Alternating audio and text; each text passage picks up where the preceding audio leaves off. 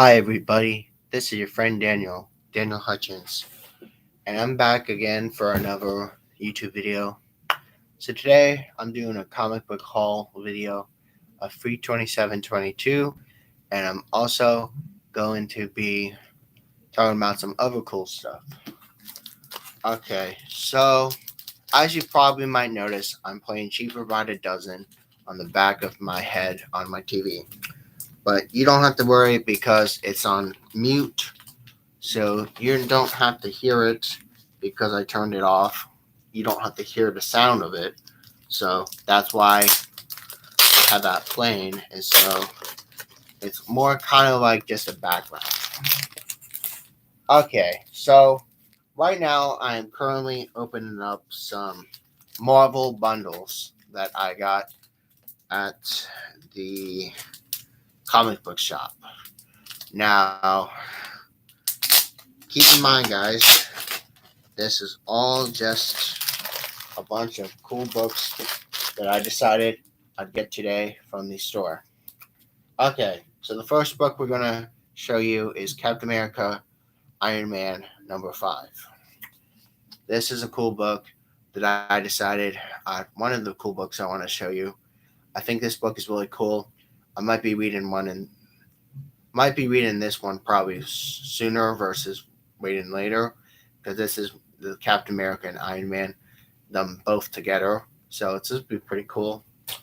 Next, I have another classic. I have the Spider-Man giant size flip book, and it also has the Vulture. Yep, I'm looking forward to seeing this one too. I'll probably read this one tomorrow, but again, this will probably be one of my first books of the lot that I'm showing you right now that I'll be visiting sometime throughout the week. Alright, next we have all these other Marvel books. We have Captain America, America Lost. We have this one. And then we have, so I showed you part 2. This is part 3. And this is part 4. And then this is just another one that I wanted to show you. It's another one I want to show you. You see, I'm trying to show that down. Okay, and then also I have Captain America #50.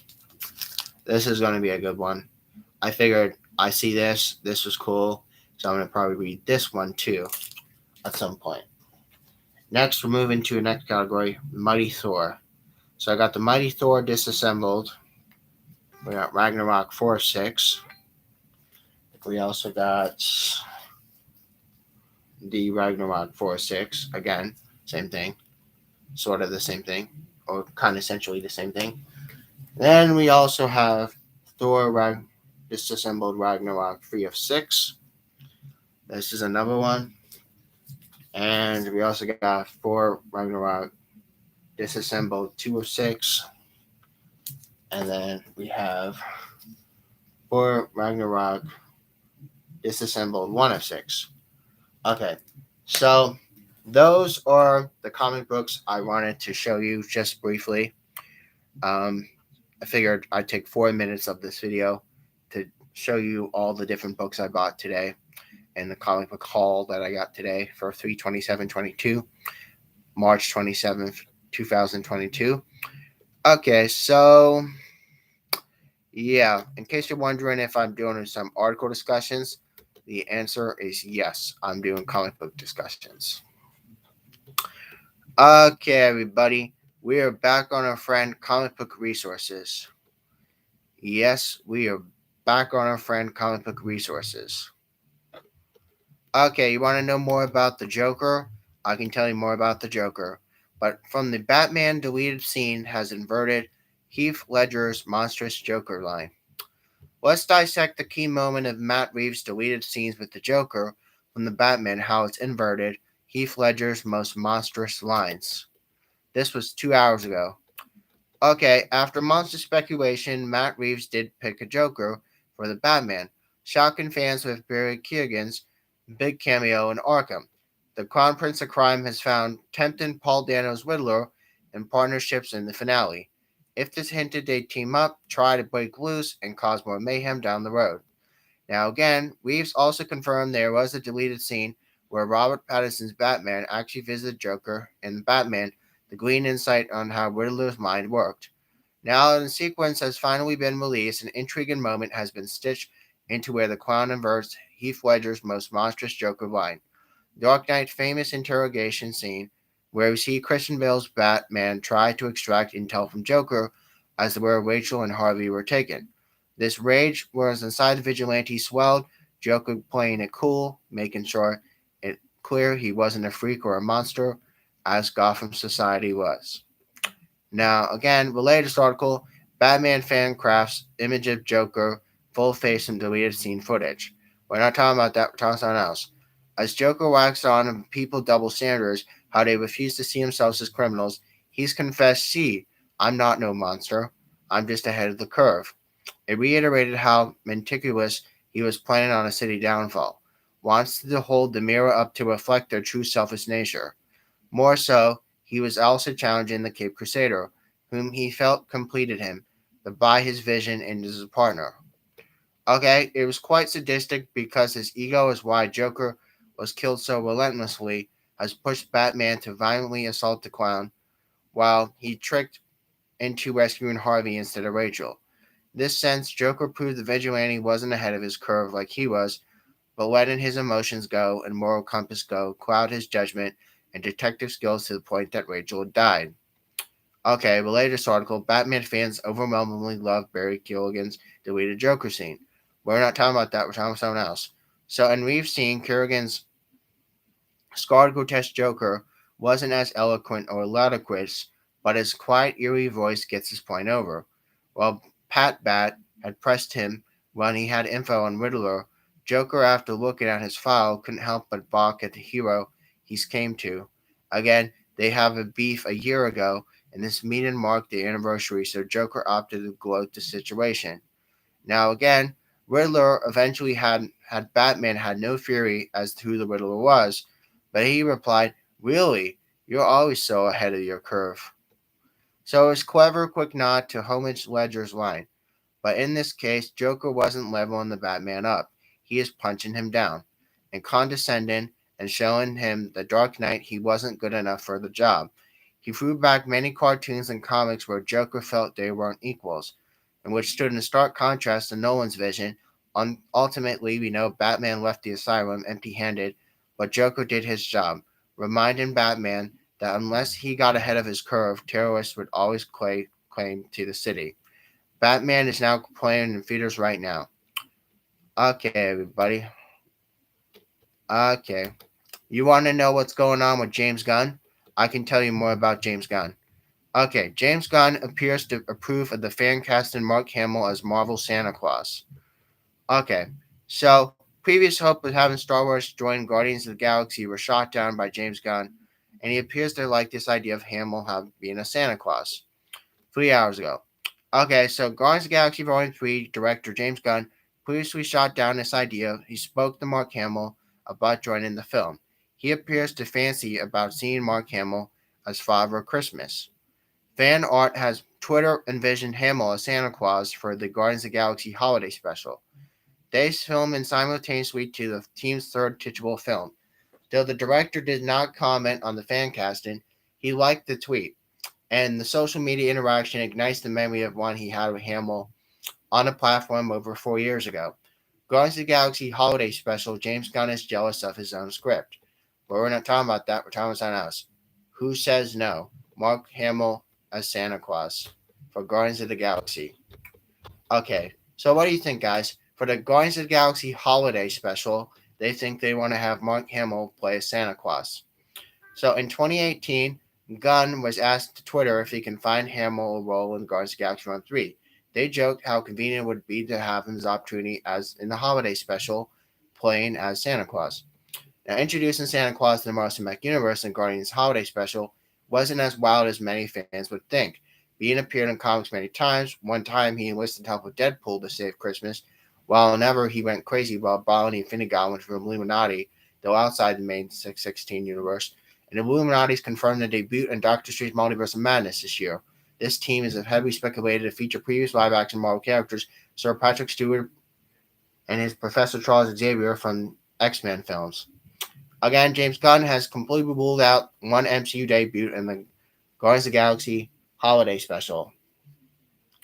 Meanwhile, there is no word on whether or not Santa Claus will appear in the holiday special, but Gunn had promised major characters will be introduced in the MCU. In it, responds another fan to Twitter, director wrote, "More than great new Marvel Cinematic Universe characters were introduced." Gunn's also called the holiday special the greatest thing he ever did in his life, which comes after his Peacemaker series set in DC Extended Universe to hit on HBO Max. Reuniting with Gunn after Peacemaker for Guardians of the Galaxy Volume 3, his actor, again who's portrayed Clemson Morn in HBO's Max series, his role still remains undisclosed. The actor has then said, completely different from Peacemaker character, whether or not his character will be playing Santa Claus instead of Hamill has remains to be seen. Again, Guardians of the Galaxy Holiday Special is supposed to come around the holidays this year, and the Guardians of the Galaxy Volume 3 is going to hit theaters on May the 23rd of 2023. Okay, you want to know more about the Guardians of the Galaxy Holiday Special?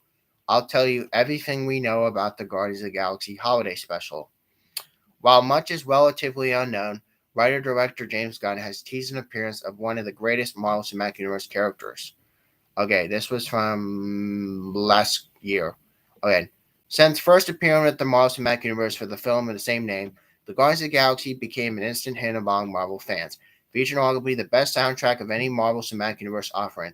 The Guardians of the Galaxy films are hilarious, action-packed, and heartfelt, securing them as films the fans revisit again and again, which is why there is a lot of excitement when December 2020 they said that revealed James Gunn will be making a holiday special, which will release on Disney Plus in 2022.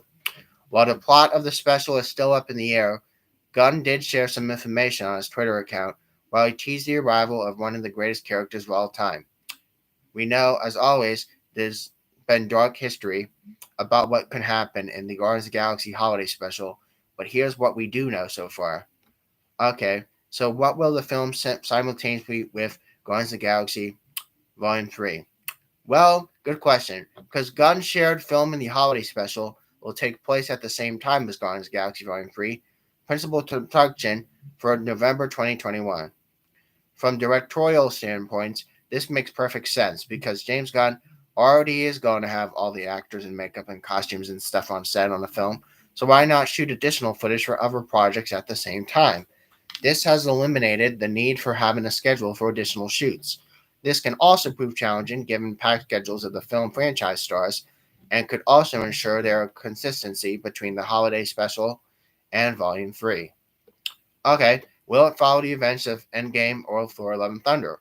Well, that's a good question, because obviously that's a really fucking good question, and because when audiences last saw God of Thunder at the end of Endgame, he was boarding with the Guardians. He's embarking on a mission probably to locate Gamora, the unlikely parent of Thor, and the universe's ragtag team of heroes, has surely on-screen delight based the characters' playful banter from Infinity War and Endgame.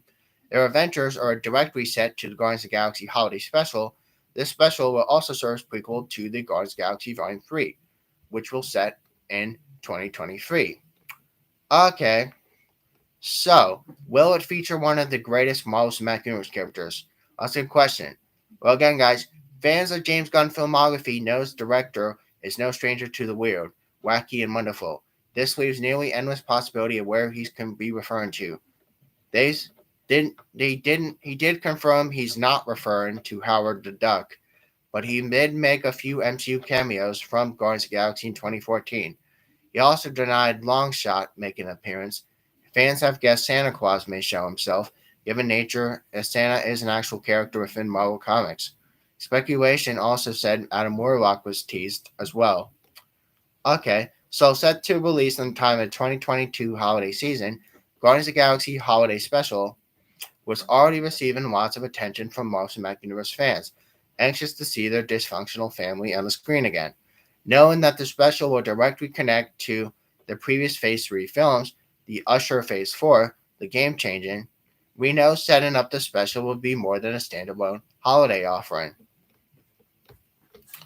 Okay, guys, so let me know your thoughts about the Guardians of the Galaxy holiday special.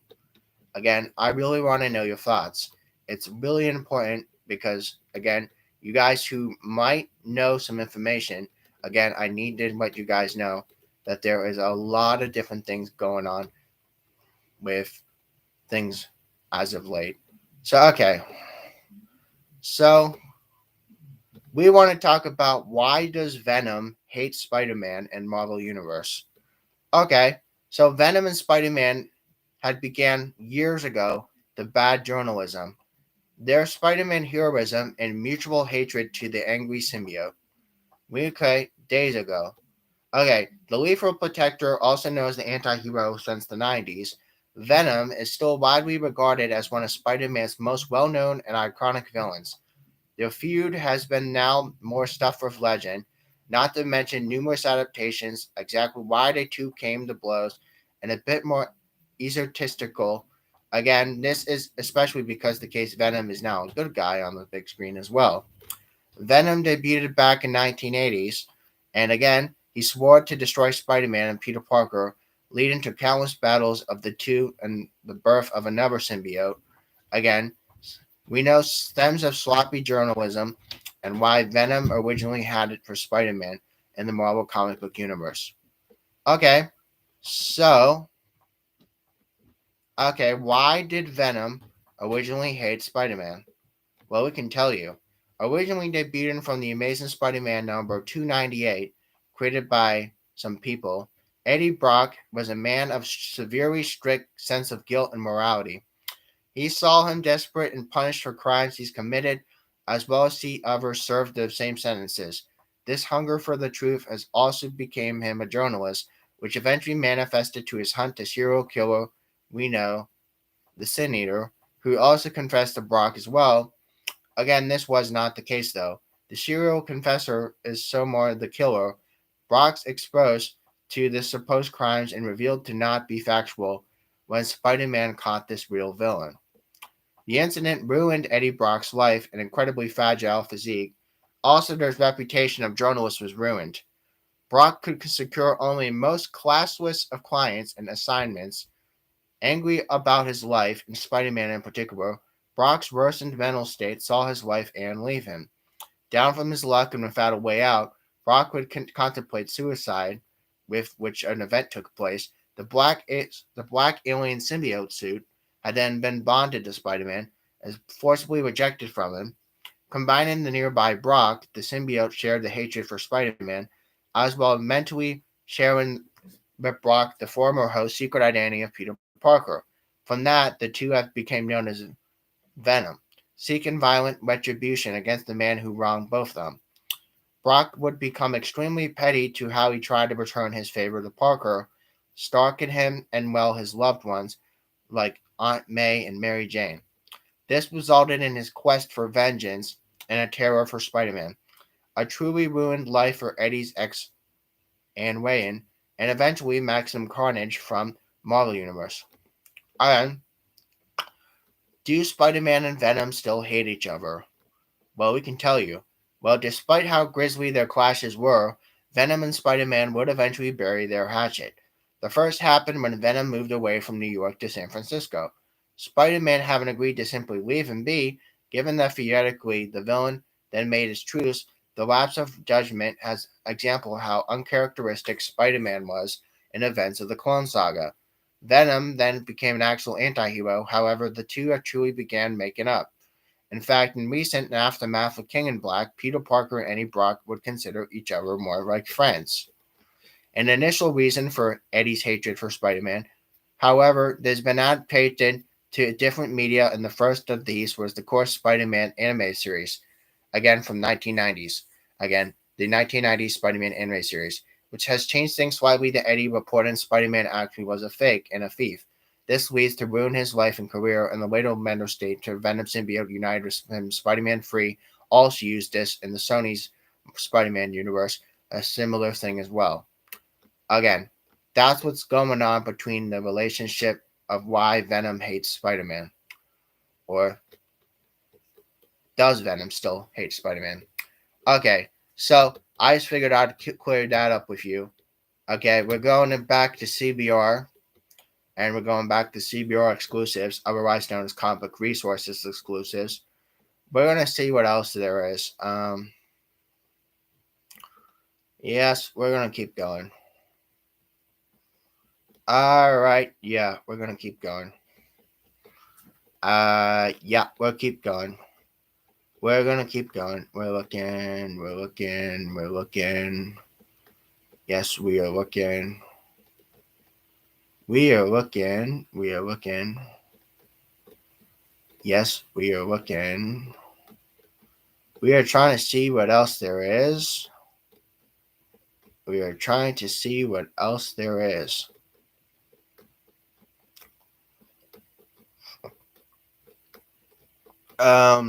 looking. We're trying to see if there's something we never touched yet. But we're trying to see, and again,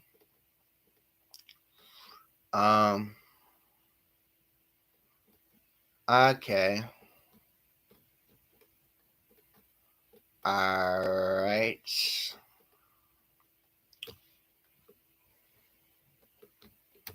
You want to know more about the X-Men? I can tell you more about the X-Men. Marvel Universe's most powerful immortals clash in Judgment Day of X-Men. Okay, you want to know about the Marvel event with X-Men, Eternals, and Avengers caught all in the middle? I can tell you. Okay, so in the Marvel Universe, there is many societies of immortals. The Immortals, which basically consist of three groups: Avengers, X-Men, and Eternals. Okay, so they have this 6-issue miniseries called Judgment Day, which is written by Gillen and artwork by Valio Shatiti. They launch in July. Again, CBR Comic Book Resources spoke with these people on a Marvel event, including the major player tie-ins and scope scales. The nature of the story evolves from the 3 acts, also included in interviews with looks at material pages of Judgment Day #1. The colorist and artist, also Peach Momoko, variant cover is also out as well. Again, Marvel drops epic trailer for the Avengers X-Men Eternals crossover Judgment Day. Alright, so we're gonna keep going. Last time we talked about them, the current work for hire gigs, they were pretty fulfilling. It's no surprise you're trying to hand in the comic book, but what inspired Judgment Day though? When did it become an event series? Well, what we like about it is it absolutely emerges from what we've planned into the Eternals and Immortal X-Men. We were originally planning to be X-Men Eternals War, but until you blow up entire planet, you then have to involve the Avengers later as well. So it pays off everything. The incident, the whole crossover is something like the X office that juxtaposes to something happening simultaneously over the Eternals office. Philosophy of this says Marvel work and crossovers in general will want to reward people with more books, not to punish people who don't. Again, always where you want to write tie-ins, and we're literally in very different compositions. Again, while we're using this to guide principles and hope this will go right for the readers and the books, we know that they add the exciting ways to the story comes from, and just what the ideas are playing are now different scales and how they fit that scale. Again, so it seems natural for the Eternals and the X-Men to go to war and eliminate and change the others, change personified. Okay, so X-Men are the newest immortals on the block. Okay, Eternals are the oldest, and Avengers, they're kind of just whatever. But they court, again, someone deciding power over people. Tensions there where it comes to boil. People who've read the Eternals run know the heroic Eternals are rooting for the left Eternal Society. The left society of the Eternals and the right society of the X-Men. Then you have the middle people, you got the Avengers. The Black Hats in particular scenarios, again, you generally loathe them. Again, we don't want to say this in particular though, but again, Prime Eternal where Judgment Day began, the status quo of this from issue number 12 significantly, with big changes in terms of Eternal Society. and X-Men Society and Mutant Society and Avengers Society and yada yada yada yada. You know the whole fucking deal. Anyway, so much bigger reasons for doing it than, of course, having all these secrets tie in and come out all together in one, making a lot of enemies and some that enemies you know already. Raiden pushed to pull there. This event fallout that starts the war between Eternals and X-Men becomes bigger, and then Avengers join later. But it's okay. So the drama that people want to see is that basically it's all these teams and they battle each other just for one stupid thing. It's like, okay, so that's really not much to talk about there. So again, guys, this is just another check in with you guys about what's going on. Again, I wanted to show you the new comic books I got. I also want to catch you guys up what's going on with comic book resources. If you guys have any questions at all, please leave them down below my box. And you guys have a great day. I'll see you guys around. Bye.